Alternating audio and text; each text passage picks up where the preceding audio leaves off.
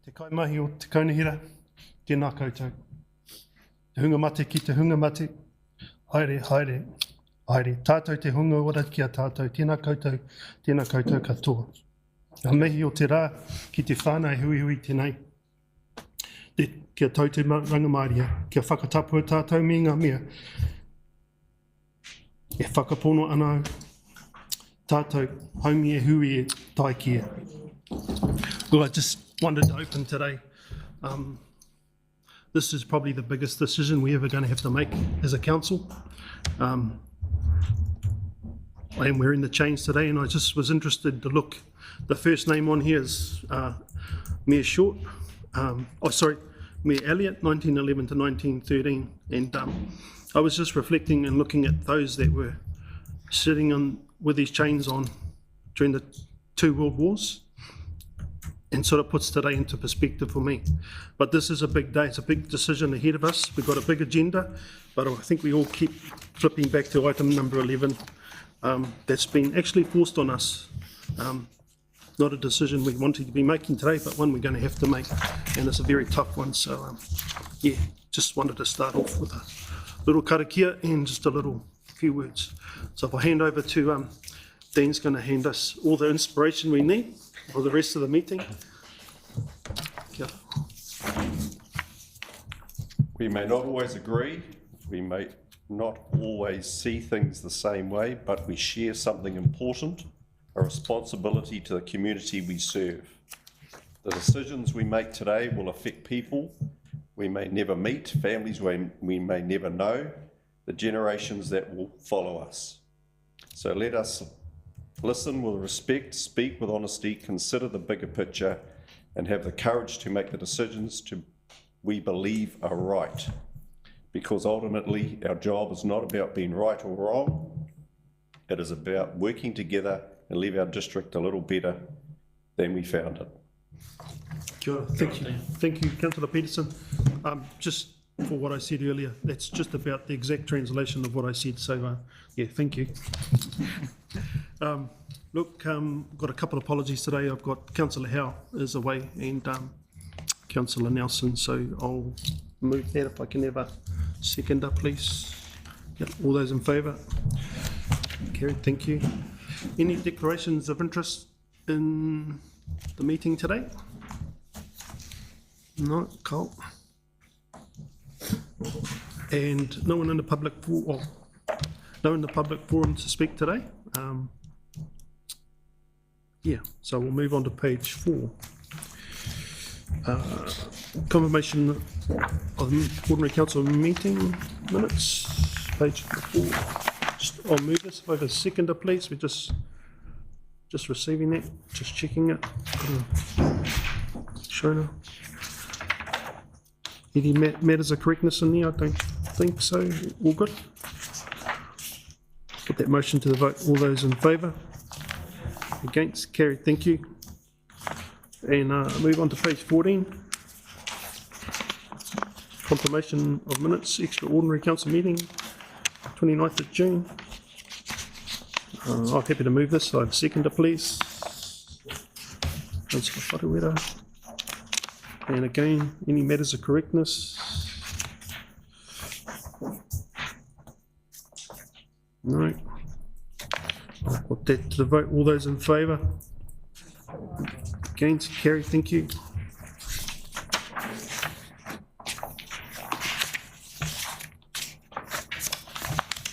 Move on to page 23. Minutes of the Risk and Assurance Committee meeting, 9th of March. Seemed a little while ago. Can I have a mover, please? We just... I'll second that one. Just receiving these minutes. Any questions, feel free to ask. Yeah, just through you, Mr. Chair. Page 21, point 5. I am pretty certain that as part of the councillors' concerns, that time frame was one of them, and also representation. It's just not noted. Oh, that's on the previous one, eh? 21. Yeah, that's on page 21. Sorry.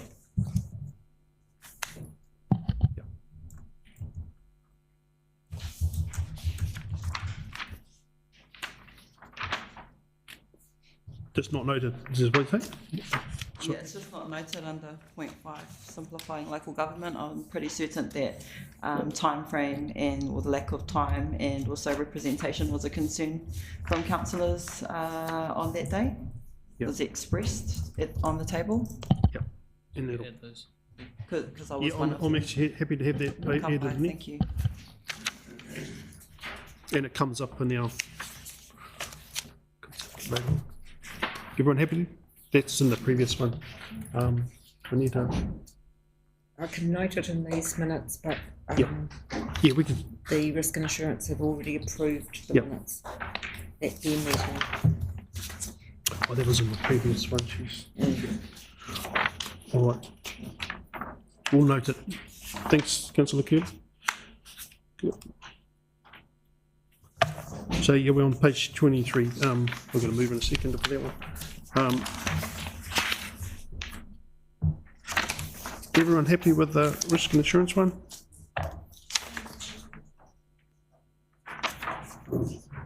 I'll put that motion to the vote. All those in favour? Against? Carried, thank you. And I'll move on to page 32. Draft minutes of the Coast Community Board meeting, 30th of June. I'll move that. I'll second that. Same, it's just receiving the draft minutes. If there's anything there, please feel free to say anything. You happy with that? Yep. I'll put that, everyone's happy. I'll put that motion to the vote. All those in favour? Against? Carried. Thank you very much. Move on to page 39.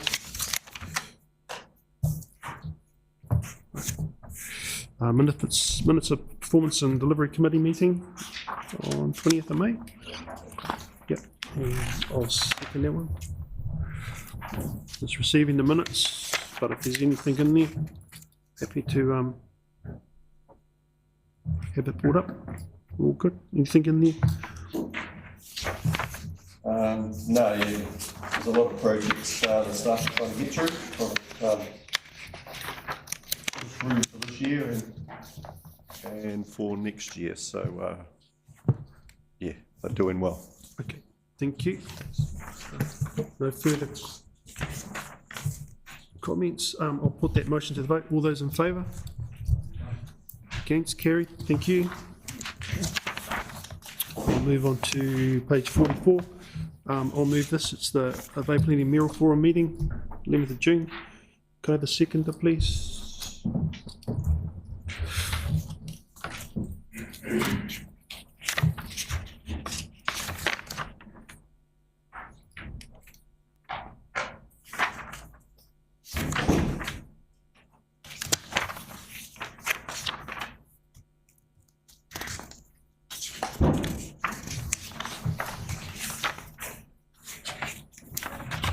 Any questions? I'm happy to. It's gone back a little while ago. I see our CE's in the paper now and again. There's a photo of him from that day. They don't put me on there, but they put Stace on there a little bit. I didn't know.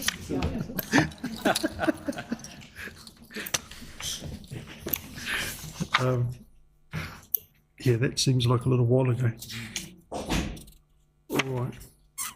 There's been a lot of meetings since then, so bit of a blur, but obviously we're talking a lot about what we've been working on for the last few months. All right, I'll put that. If there's no other questions, I can't see anything that I'm going to point out. I'll put that motion to the vote. All those in favour? Against? Carried. Thank you. Move on to page 57. The minutes from the Regional Transport Committee. I'll move this if I can have a seconder, please.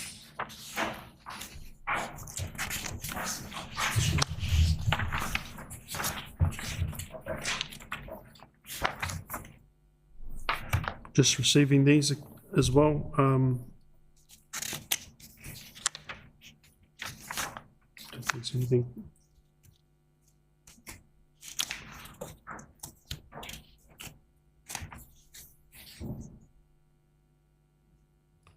There was a one thing that was good on here, Councillor Kino. It was quite a update in person on and talking about Appleton's Road and the response we're getting there. It's been a bit slower than we had hoped, but it's on their mind and they're trying to get that done. The gorge is obviously a priority, but they are getting through there, and it's good to see some improvements. Having the palm tree going was good, and I believe the residents have got some form of safety equipment, some good results there. So that's teamwork from our council, the Eastern Bay Road Safety Committee, and the work that both previous councillors, including yourself and yourself, Curly, working with those people. So it was good to have that, and he talked at length. He's quite passionate about getting those resolved for those residents. So I'll put that to the motion to the vote. All those in favour of receiving that? Against? Carry, thank you. Move on to page 68.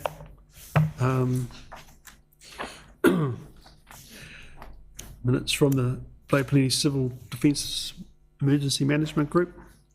I'll move this by the seconder, please. Councillor Wharewiwa.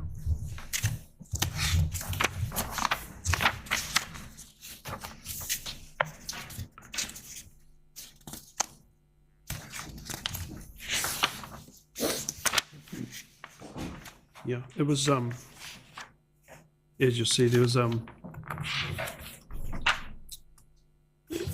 start of the day was recognition of Councillor Malcolm Campbell, who was missing from that meeting for the first time. So yeah, it was quite a fitting way to start that meeting. We kept his seat for that meeting and then handed it over to the new person replacing him. So yeah.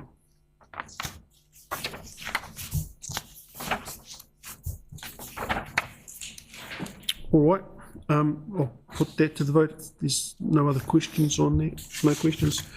I'll put that motion to the vote. All those in favour? Against? Carried, thank you. Now I'll move on to page 81, the Merrill report. I'll move this. I'll be a seconder, please.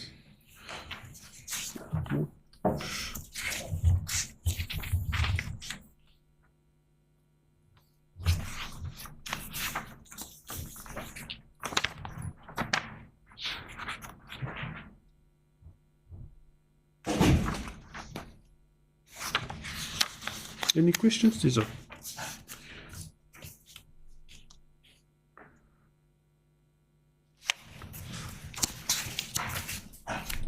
all right.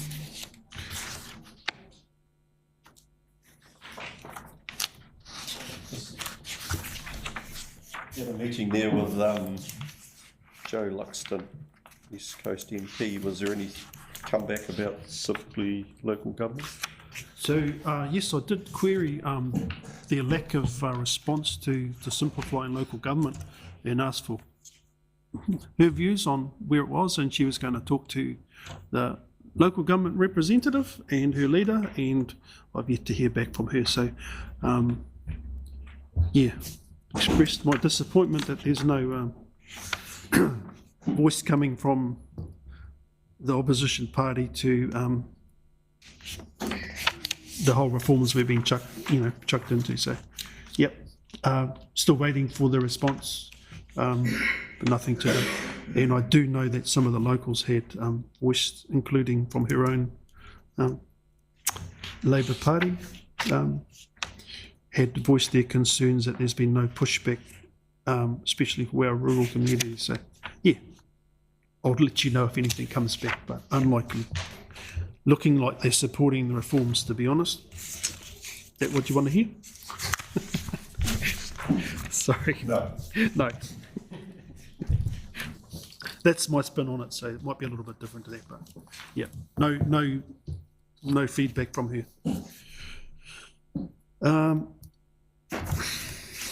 not going to go into. It's all a bit of a blur, eh? I do. It was actually.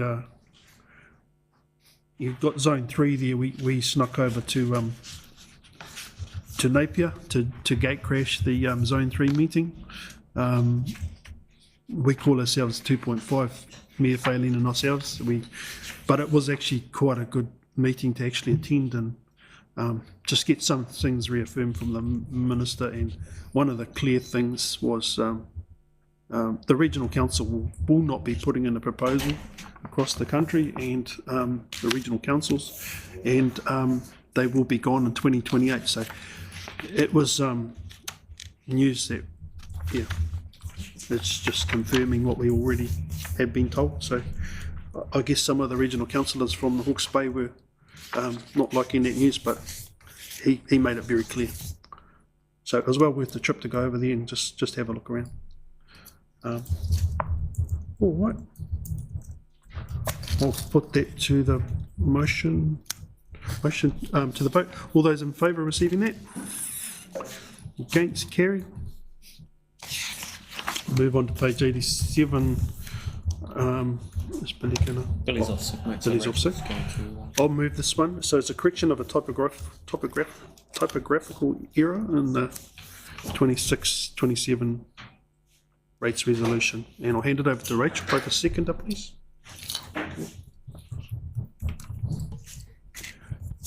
Koto? Sorry.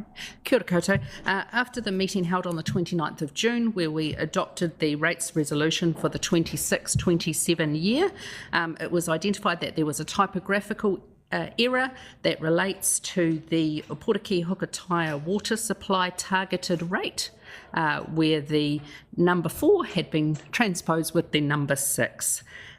Today's report seeks your approval to correct this error, and that will allow us to move forward with striking our rates and undertaking the mail-out of the August rates instalment. Thank you.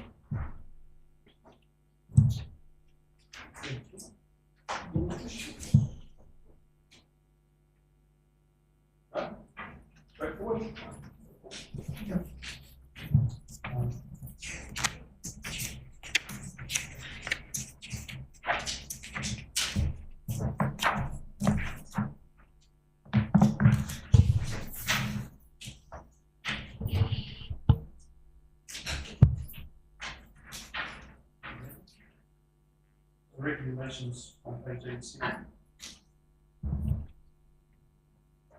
Just receiving it in the council notes.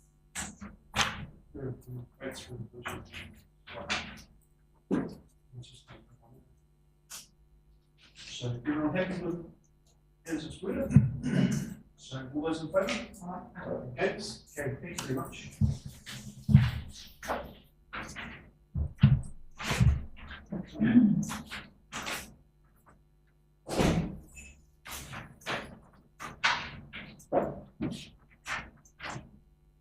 Move on to page 96.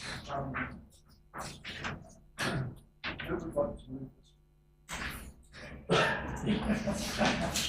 Councillor Peterson.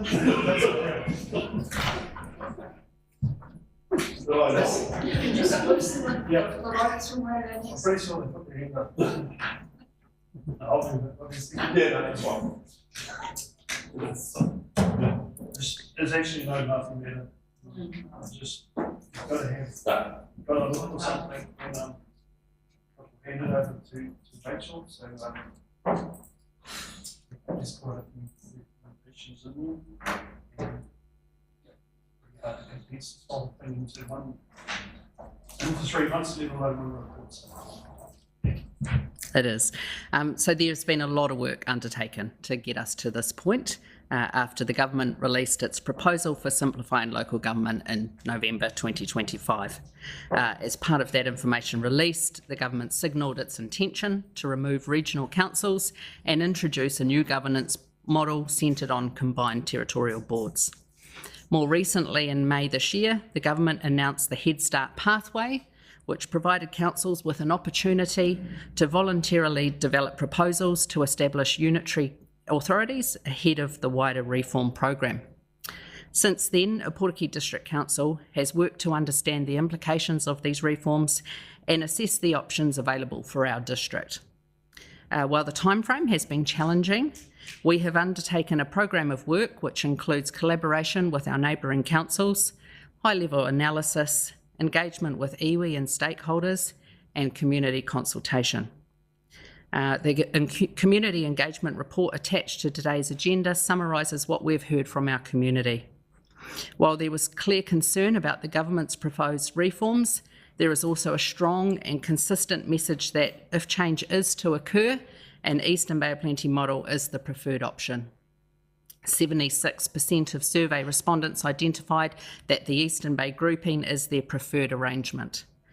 Feedback from the survey also reinforced the importance of retaining local decision making, protecting local representation, maintaining strong relationships, and carefully managing the financial impacts of any future transition. In July, you here at Council provided direction for staff to work collaboratively with Whakatane and Kawerau District Councils to prepare an outline proposal for an Eastern Bay of Plenty Unitary Council. Since then, staff from the 3 councils have prioritised this work and worked together to develop the proposal, which is supported by high-level analysis of governance, financial and representation matters. Given the short time frame available, the proposal is necessarily high level and it is intended to demonstrate the strategic case for progressing to the next stage. It is important to note that endorsing the outline proposal enables it to be submitted to the Head Start pathway, where it would be subject to further government assessment, more detailed analysis, comprehensive business case development and significantly more community engagement. We would also need to better understand the transition and implementation costs required to set up a new unitary authority. The government has indicated that it expects to advise participating councils in September whether it agrees in principle that the proposal should proceed to this next stage of assessment. Today's report presents the outline proposal for Council's consideration and approval to submit as part of the Head Start pathway. It represents an important milestone in a collaborative process involving the 3 Eastern Bay councils, and it reflects a shared commitment to exploring governance arrangements that seek to strengthen local decision making and deliver the best possible long-term outcomes for our Oporiki district and East Coast communities. Thank you. Happy to take any questions.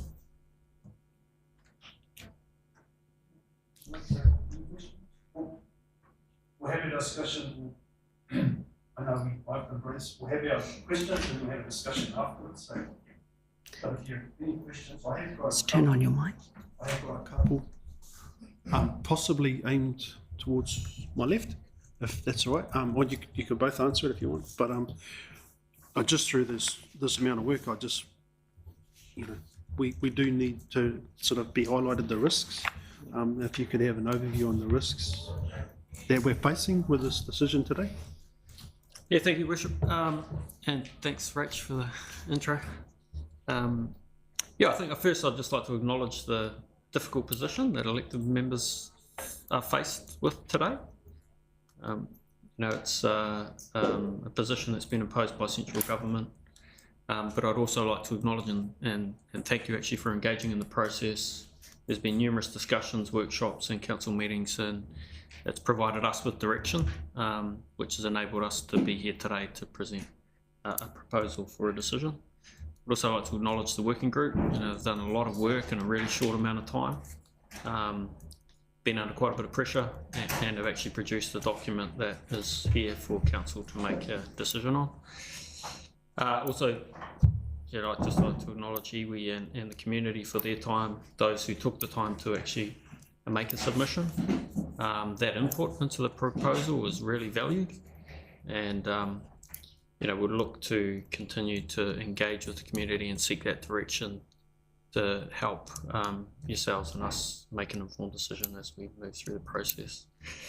In terms of risks, there are a number of risks. Some of them are articulated in the report itself, and they cover, as mentioned, still a lot of work to do to really get the detail and understanding of what the real impact could potentially be on the community.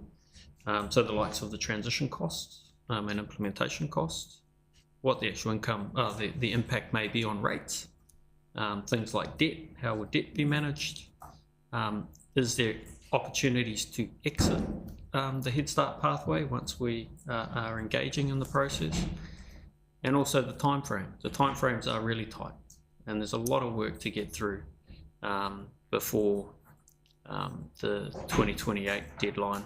So time frame is, and has been discussed previously, a concern.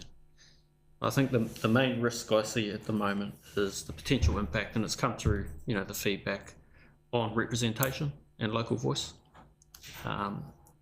and just ensuring that we take the time and work collaboratively with our neighbours to ensure that whatever new structural arrangement is landed on, it retains that local representation and local voice.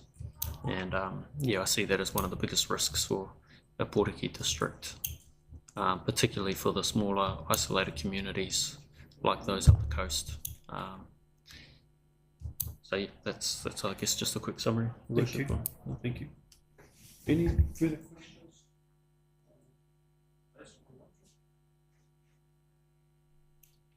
So just to be clear, this is a proposal, not a final amalgamation decision.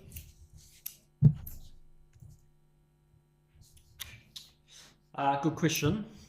So the decision today would be if council determined to make a Head Start submission to central government. So the decision today is to enter the Head Start proposed pathway or not. That would be subject to the decisions of both Kawerau and Whakatane, because the criteria for making a Head Start proposal was contingent on 2 territorial authorities or unitary councils coming together to make a submission. So there is a few things that have to happen to be able to support a Head Start pathway. The Head Start pathway and the decision today is to explore with the intent to form a unitary council for the Eastern Bay of Plenty. The risk that sits with that is that we're not 100% sure if there is an exit pathway for councils once we step through a more detailed analysis and detailed phase of the Head Start process, whether or not council gets an opportunity to say, well, actually, now that we've got more information, more feedback from the community, can we exit the process? So there is some risk there. A couple of things is that it's not currently legislation, so that there is that viewpoint that until it is legislated, there might be the opportunity to influence and seek an exit, but there is some risk about that. So today's decision is around the Head Start submission. That even has to go through an approval process with central government itself before it's actually enabled into that process. Hopefully that provides some clarity. That's good there, because on page 103, 43, just pretty much what you covered off. The government has not yet indicated whether an off-ramp will be available for councils, which is a risk to us. So legislation is not even in place, and there's still a lot of things that they can put in place. So yeah, just got to, which is very unusual when you go into amalgamations and consulting and that. Surely there is a way out at some stage if it's not looking right. Just sort of follow-up question from that.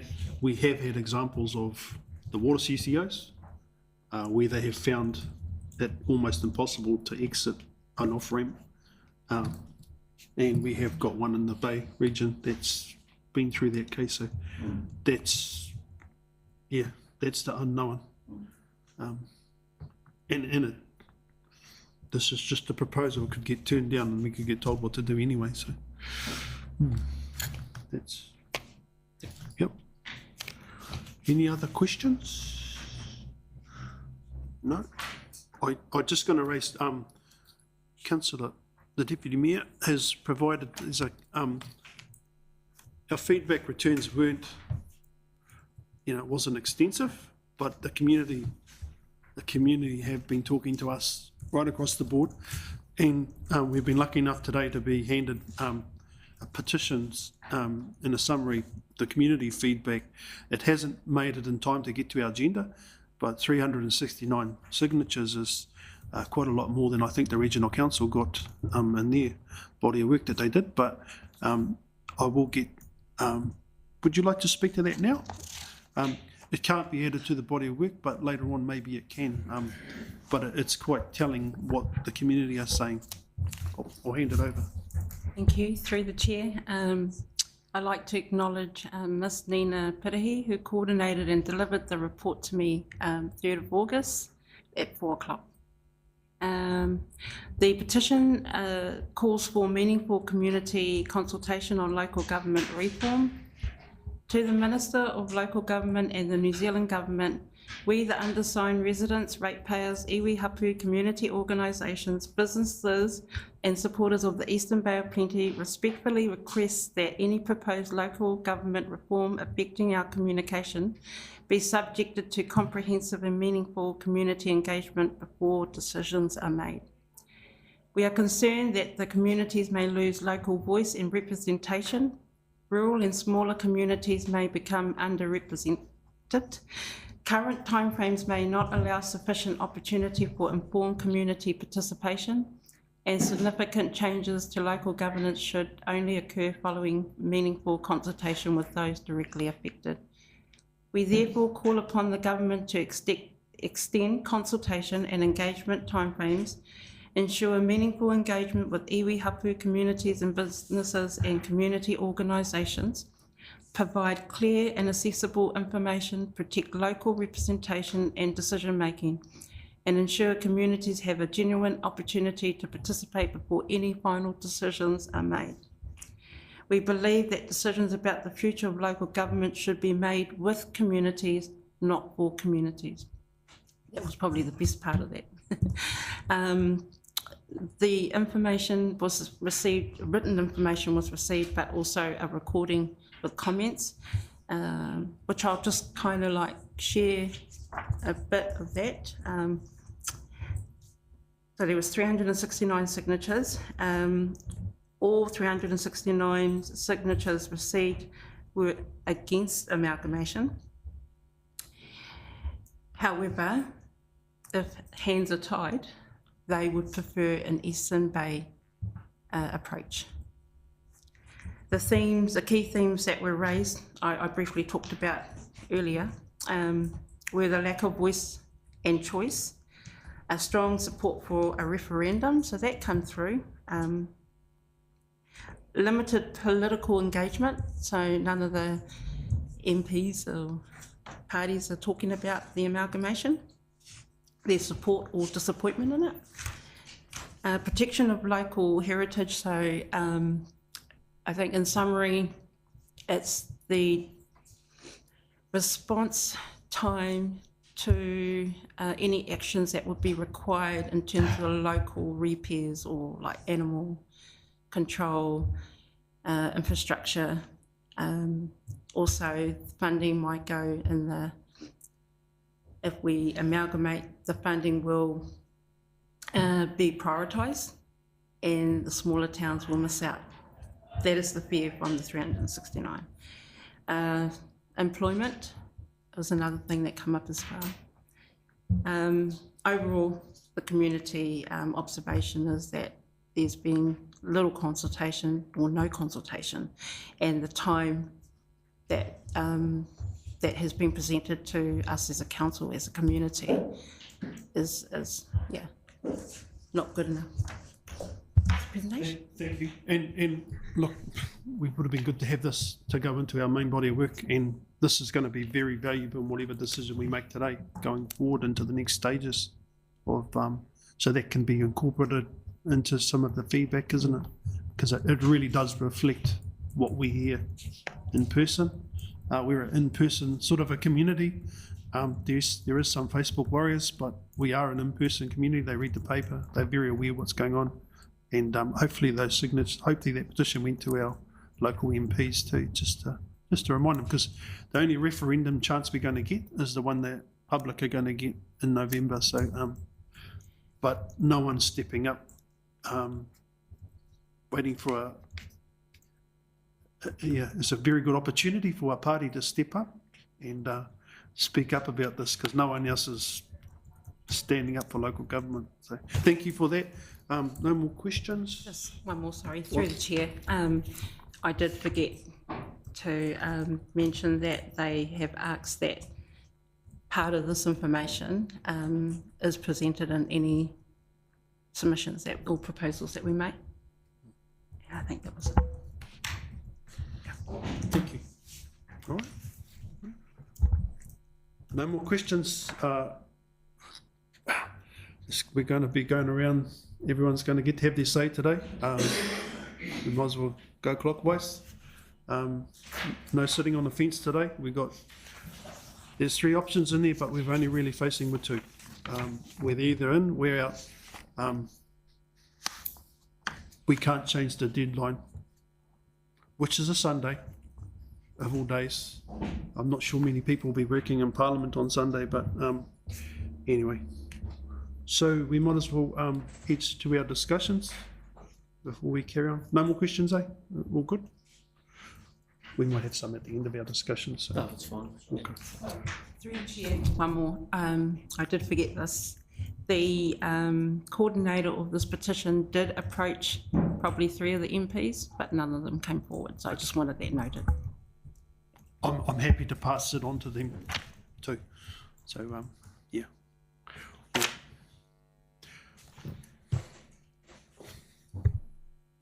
Okay, where do I start? Some of this has probably already been covered, but just some unresolved questions really is a big one for us as governance and representation. We're going to need good representation to support our ratepayers and our locals. Rates, we've got no understanding how our rates will change. There's been no financial data or anything we have seen yet. Another one obviously is debt, existing debt from the councils, because the other councils haven't actually, or the ratepayers haven't had any decision making on the money that has been spent from those councils previous years. So I'd be pushing for ring-fenced debt from the start, but then you've got to have good representation to follow that up so that you get that across the line. Otherwise, first meeting, it'll probably disappear. Then you've got assets, your liabilities, transition costs, what it's going to cost for the 3 councils to amalgamate. Is it going to be simple? You've got policy, all the policies to do. So is that easy to align, or does all new policies have to be rewritten? This is a lot of unknown. Staffing, and as our staff are under a lot of pressure, uneasy for them. And then we've got just the local decision making. And then at the end of all that, you've got Quayside, which how subsidise our rates, where's that going to end up? So as far as I'm concerned, we've only really got 2 options, either a yes or a no. We've got our backs pushed against the wall a bit here, but this is not the final decision, so I'm happy with the yes.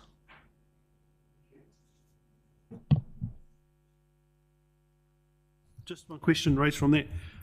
So, like the water CCOs that we're establishing,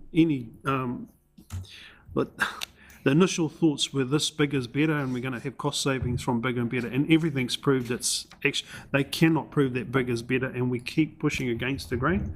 Again, we were like 6th and 7th for the best councils in the country, Kawerau and Portuguese, for water leaks.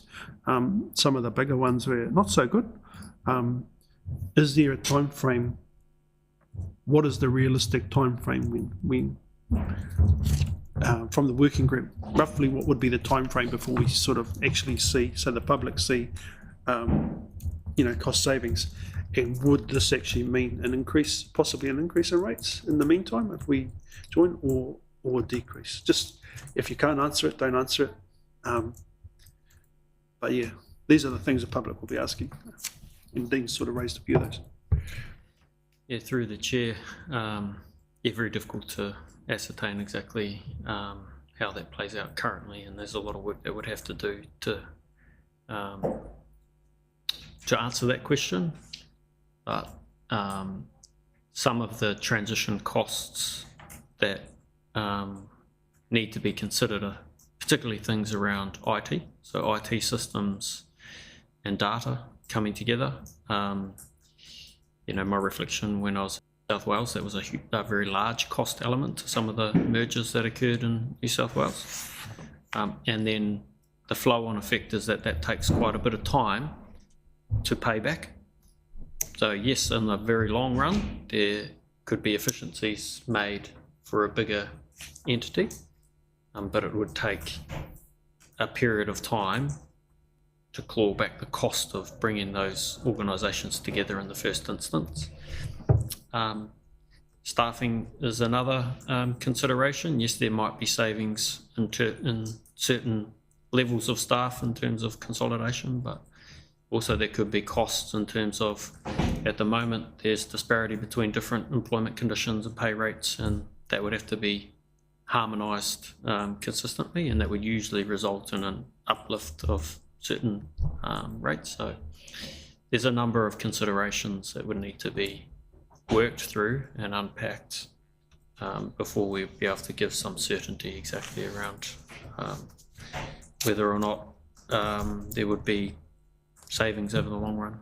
But to Mayor Moore's point, there is some publications and some information already out there that shows that bigger doesn't necessarily mean there's going to be significant savings. Kia ora tātou. Tautoko nā kōrero ko kōrero here.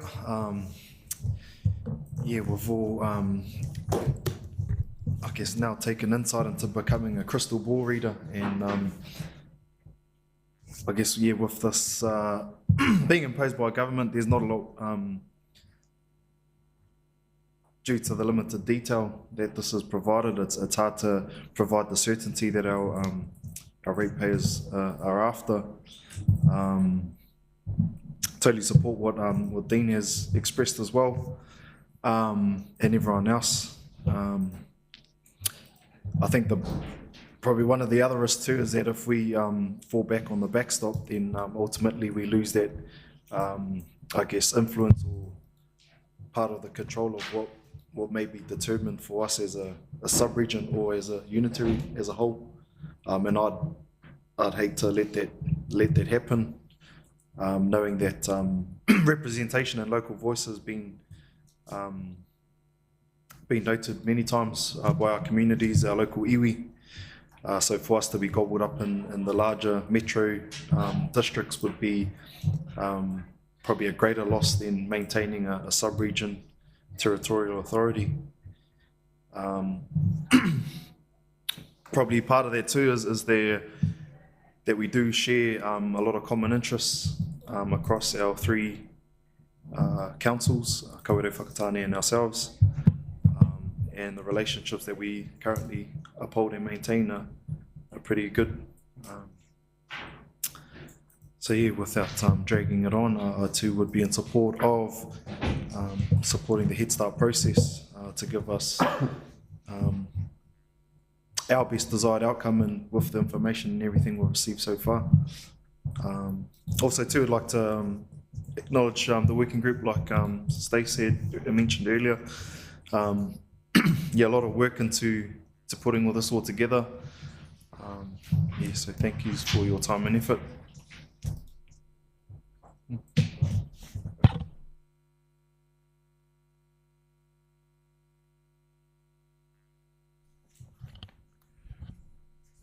Tēnā tātou. Just the pātai in terms of our discussion and what we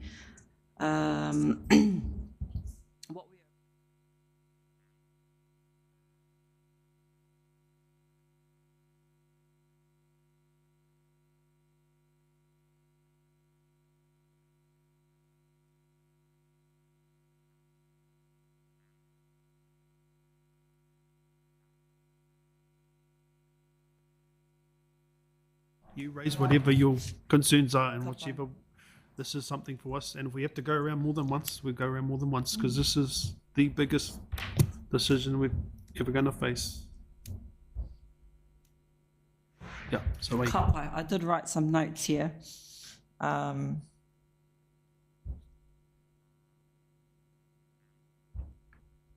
As an Opotiki District Councillor, specifically a Māori Ward Councillor, the lack of clear information from central government makes the Head Start pathway a difficult choice, forcing the council into a damned if we do, damned if we don't situation. So I've felt over the last, during this whole process, that we've been forced to make a decision by a group of people who not only know nothing about Aotearoa, but led by a dictatorship.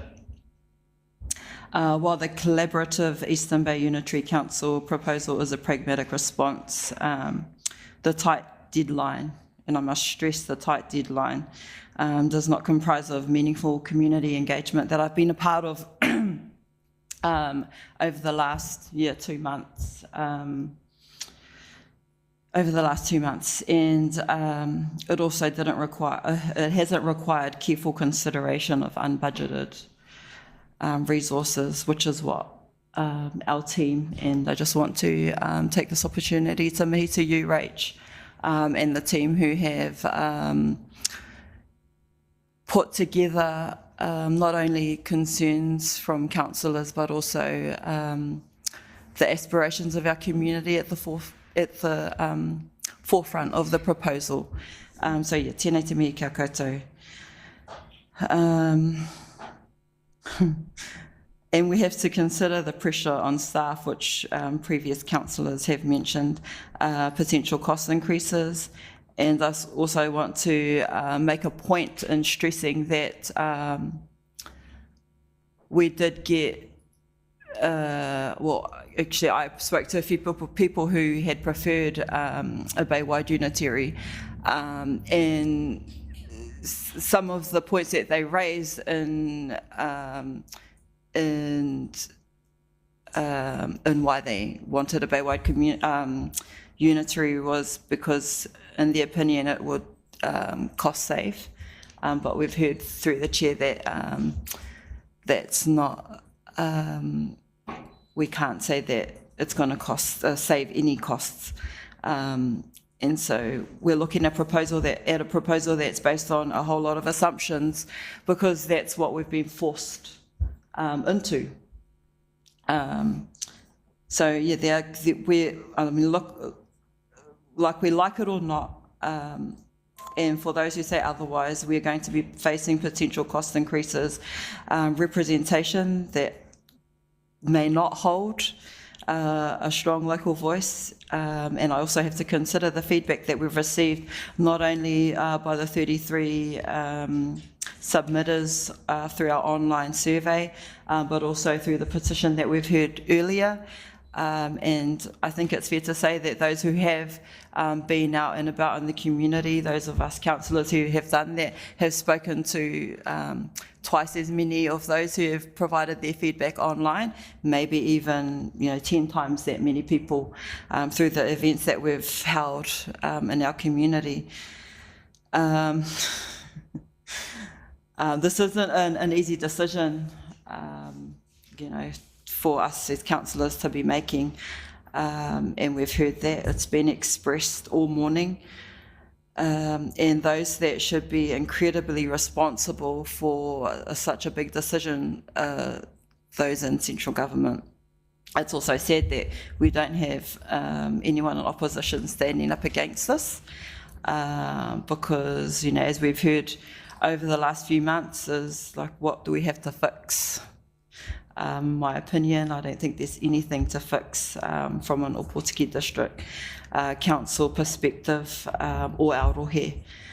So in saying that, I'm just going to leave it there until we are called to vote, if that's okay with you, Mr. Chair.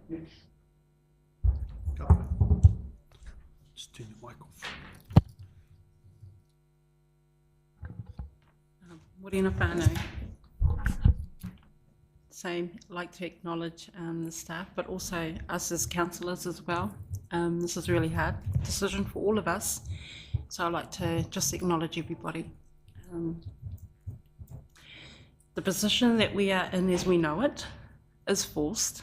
Given the feedback I shared from our community, and we say yes or no, but this is a no, yes, because the feedback is, first and foremost, it was a no, but if our hands are tied, then it's a yes to the Eastern Bay approach. So that's pretty much the position that we're in as councillors as well. So if I'm going to be, I presented on behalf of this, this petition on their behalf, so I would have to make sure that my decision reflects in the best interests of the community. Yeah, and given the lack of information and everything that was already endorsed by prior councillors, the biggest risk is getting told by government. And I would prefer that we at least have preferred something that we would value. And then we look at the Eastern Bay as a collective, and it's not only as a council do we have other projects that we already are included in terms of joint committees, but there's also in terms of the community partnership within the iwi in the social and health sector. So there is already a relationship with our neighbours. We're rural, we're culturally minded. We incorporate mana whakahono, even though it's been removed, but that's been recognised within our own people. So yeah, my decision, I mean, we talked about it before, would be the Eastern Bay Unitary. I mean,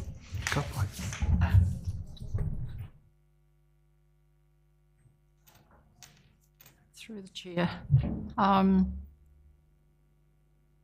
When we as councillors and mayor put our name forward to represent our community, we do it to make a difference.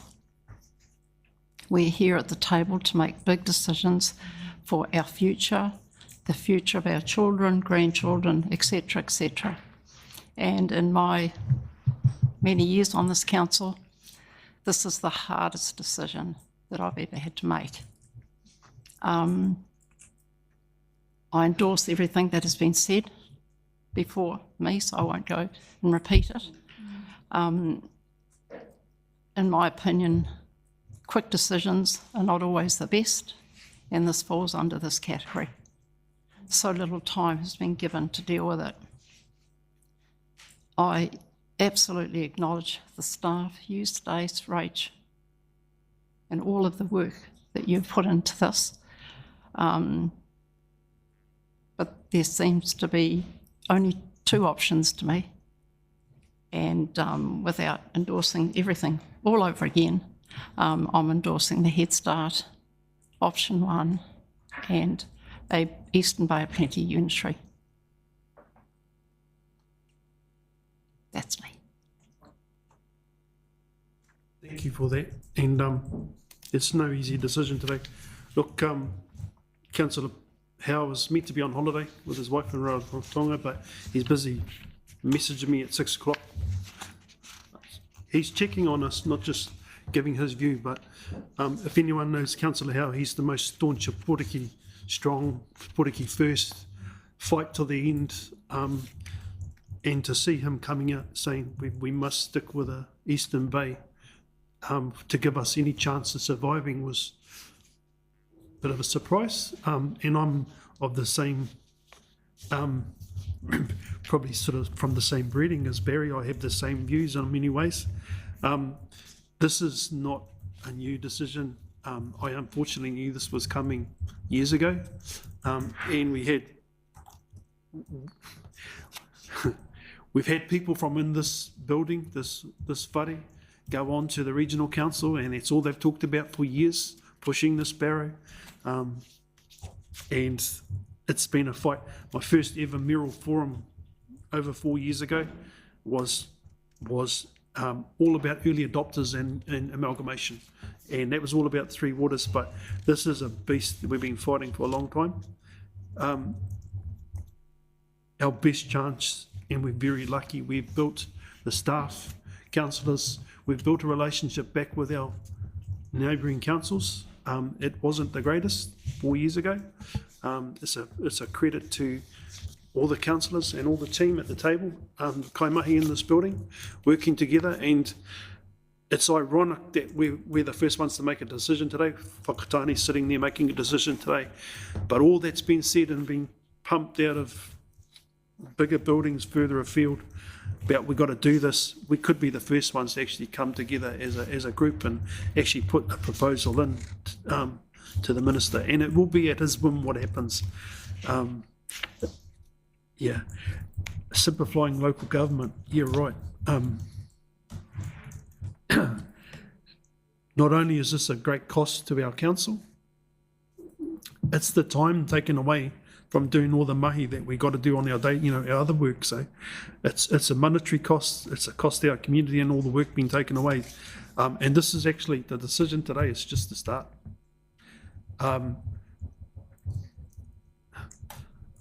We either fight it, and it happens to us anyway. Minister Bishop couldn't help but smile and laugh when he said that to us in Wellington. I think it was more nervous than anything, but it was pretty disgusting actually. He says, oh, well, you do it or we'll do it to you.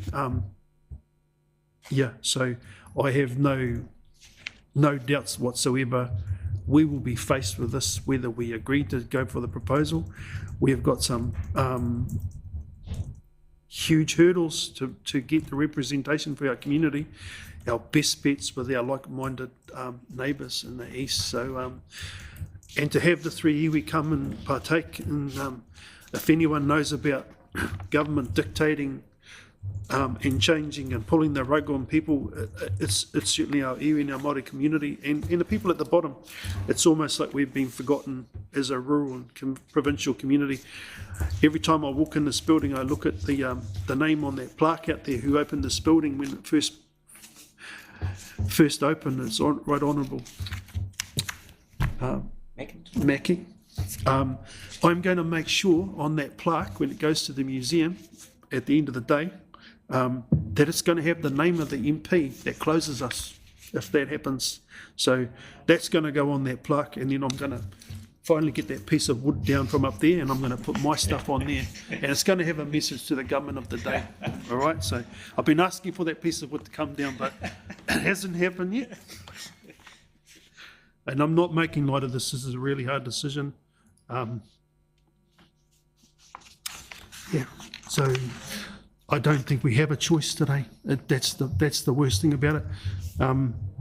It feels like we're circling the wagons in the east to keep the bad guys away. Yeah, so I don't think we have a choice with all the concerns we all have. Time frame's always been my biggest. How do we get this? But one of the biggest things that helped me was actually a trip down to Tasman and actually go, you know what, we can do this. There's lots of people don't think we can pull it off, but I think we can. And we've got the teams, both governance and Kaimahi, to pull this off. So any further questions? I'll be landing on option one. I really don't think we have a choice. Any further questions?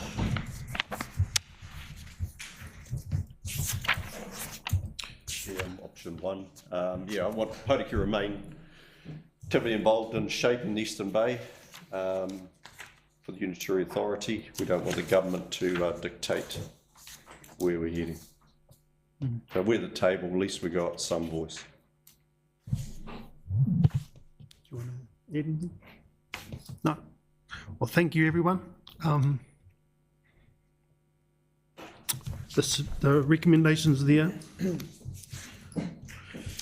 on page 96, and the options are really 1 and 2. We're in or we're out, and I'm going to move that we vote on option 1. Who was that? Hasn't heard us. Yeah. So, all those in favour of option 1? Aye. Against? Yes. Carried. Thank you very much.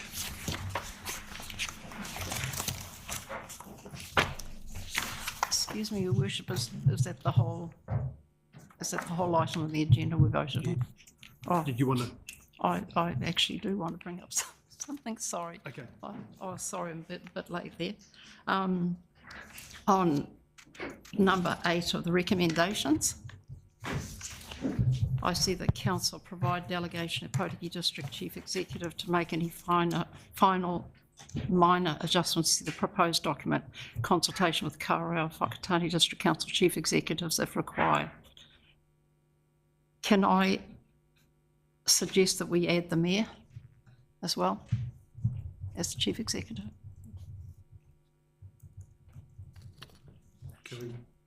Everyone happy? Yeah.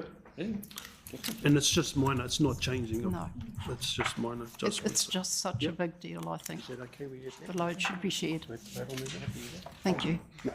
Okay, thank you. thank you. Right. Yep.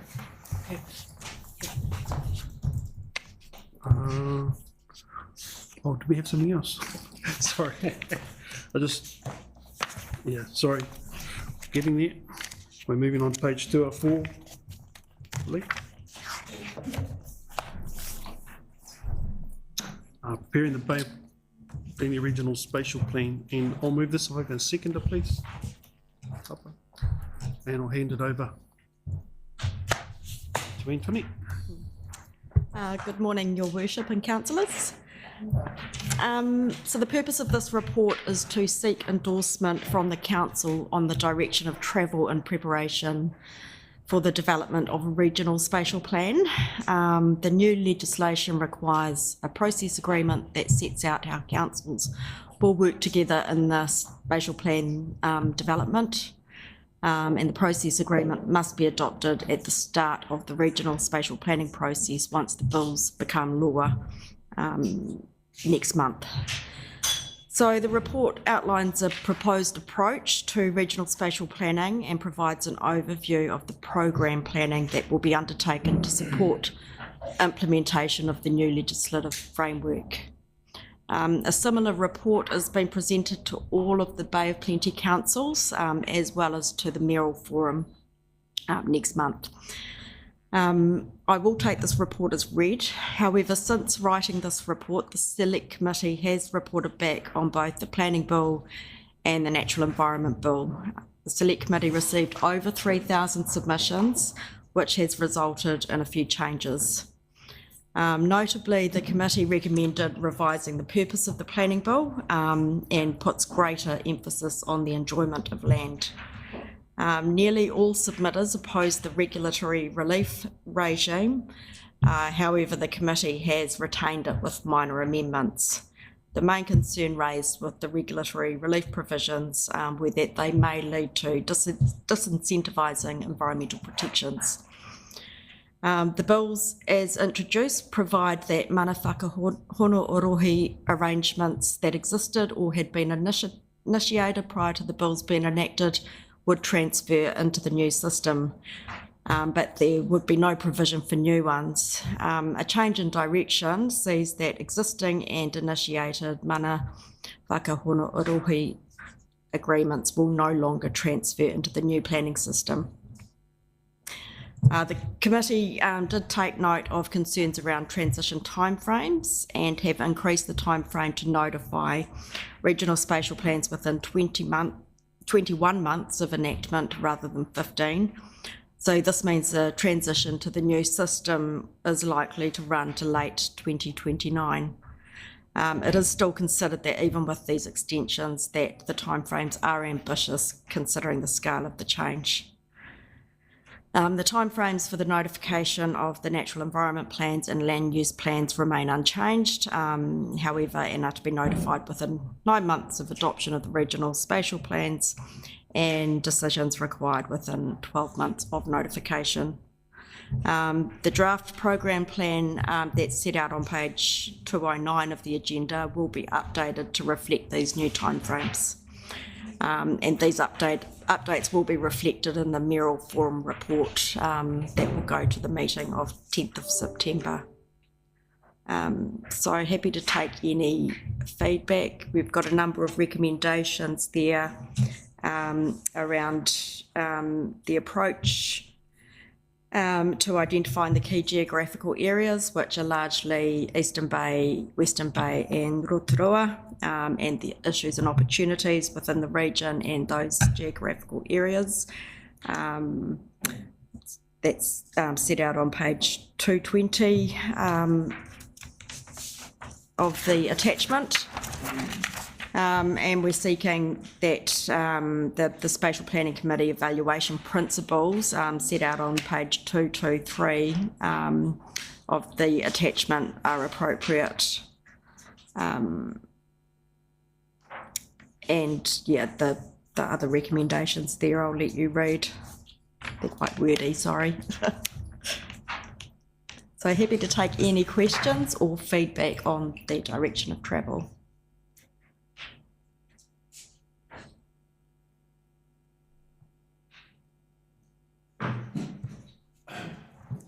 So saying with this, we need to ensure the Eastern Bay chapter isn't absorbed into the Bay-wide agenda.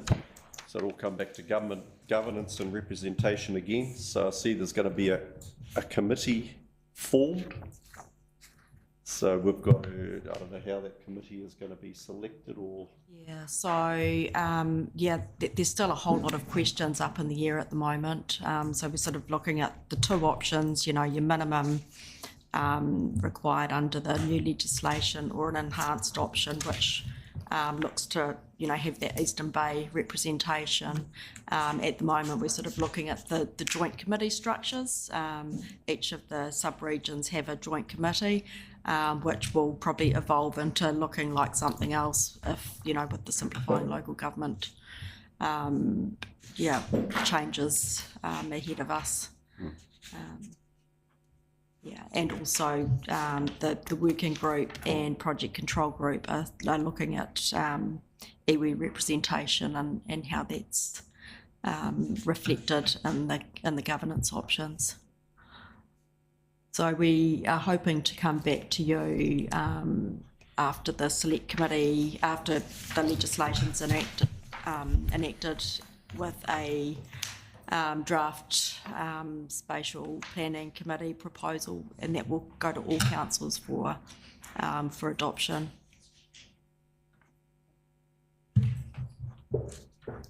Just through you, Mr. Chair. I see that the Te Amorangi team will be leading discussions with Māori policy teams, but who will they be going to in our council? Because my understanding is that we don't have a Māori policy team. Pete Edwards and Arsalan have been representing our council in terms of the sort of the Māori interests. So they're working with the Bay of Plenty team to inform who we will be consulting with. So yeah, we'd love to have a Māori policy team, but we're a tiny council, so we all wear many hats. That's understandable. Just through you, Mr. Chair, as well, is I think I raised it at our workshop. This is a part-time for you, Stace. Is it fair to say that the Tākiri Te Ata strategy can perhaps build on something to help those who are representing Māori policy space for anything going forward, like contributing towards the spatial plan? Yeah, through the chair. Yeah, the ambition is of us to actually have a strategy that enables us to have good clarity and consistency in the way that we approach how we either build capability and capacity in this organisation from a Te Ao Māori or Māori perspective, honouring the tikanga of local iwi and hapu, for example, right through to how do we provide input into strategies, whether it's strategy for a Portuguese district or sub-regional or even regional.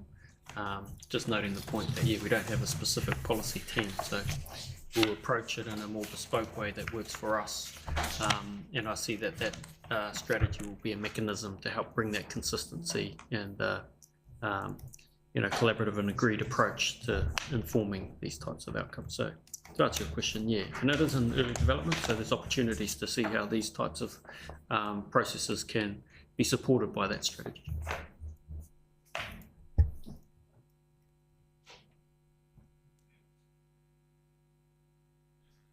My question would be on timing, but given the decision we just had and what's going around, but yeah, it's some of these processes are up in the air. It's just a bit like our water, all the work we've done on the water CCO, and then we start the Head Start process. So just one question I've got about my fears of any agreements with mana whakahuna that are in place, whether it's our, obviously our neighbouring councils, and even the regional council. My fear is that when these new entities are started, they make us restart.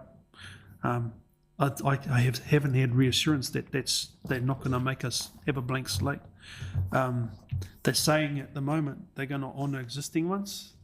I have a bit of a fear that they might go, well, they're not existing if you're new.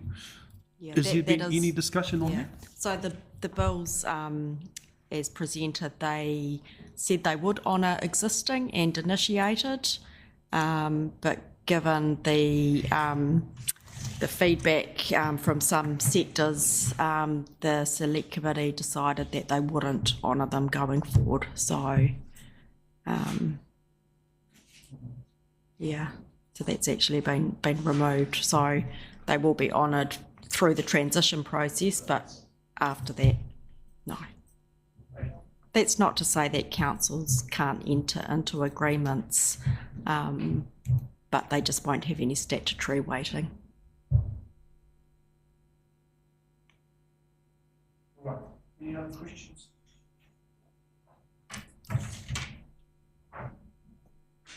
No further questions? Recommendations on page 204. I'm not going to read them out.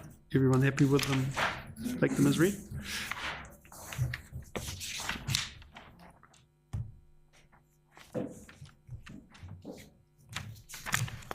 We've got to move on to the next.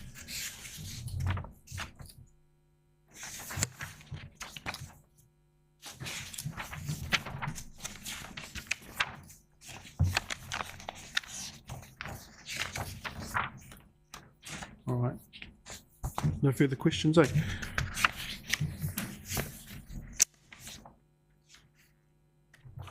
I'll move that so we can take them as read. All those in favour? Against? Carried. Thank you. Thank you. Thank you. Your one there, eh? I'm lost. Page 234. Let's move on to page 234, Chief Executive Officer's update. I'll move this over. Seconder, please. Thank you, Worship. Take the report as read, just highlight a couple of things. Obviously, a lot of engagements relating to simplifying local government, and as my comments earlier in that specific item, just acknowledge and thank the elected members for the direction and their engagement in that process also. A couple of key things I'd like to draw your attention to. 24th of June, very important day, noting that was my birthday. I notice it's not listed here, but I thought I'd just raise it. But a couple of things that weren't simplifying local government related and they relate to the Opotiki Rising, which is our engagement program for our local economic development strategy. Attended a couple of events there, and just like to acknowledge the team who have been pulling this together, and elected members who have also been engaged in a number of those engagement activities. So there was the one on the 14th of July, which was the Visitor Economy and Business Outlook Forum, fantastic turnout by the community, which was really nice to be a part of. And then on the 22nd of July, the Eastern Bay Chamber of Commerce After 5 event in Opotiki, which is, my understanding, is the first time that that's happened, an After 5 event in partnership with the Chamber, coming over and starting to have more presence in Opotiki. And we'd like to see that occurring on a more consistent basis. So, yeah, just to draw your attention to those items, but happy to take any questions. Thank you. I'll just note, it didn't get a mention on the 24th because you forgot to bring a cake. Noted. Thank you, Councillor Brown.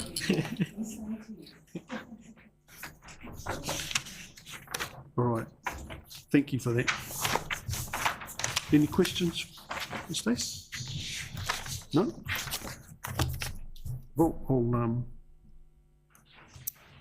no questions, I'll put that motion to the vote. All receive this. All those in favour? Against? Carried, thank you.